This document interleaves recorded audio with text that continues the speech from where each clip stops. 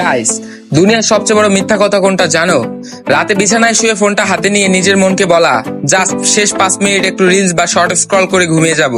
ভাইরে ভাই, ওই যে আপনি বিছানায় কাত হয়ে শুয়ে বুড়ো আঙুল দিয়ে স্ক্রিনে একটা সোয়াইপ মারলেন, ব্যাস আপনি ডিরেক্ট চলে গেলেন ফেসবুক আর ইউটিউবের তৈরি করা এমন এক মায়াজালে যেখান থেকে ফেরার আর কোনো রাস্তা নাই।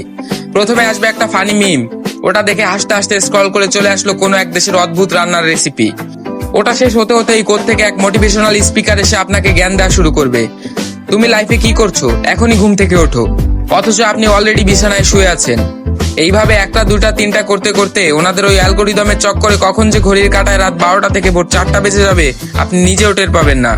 হুট করে খেয়াল হবে, আরে পাখি ডাকছে কেন? তখন হঠাৎ ফোনের স্ক্রিন অফ করে ঘুমানোর যে একটা ব্যর্থ চেষ্টা করবেন, তা দুনিয়ার সবচেয়ে বড় কৌতুক। আর সবচেয়ে বড় আফসোস কি জানেন?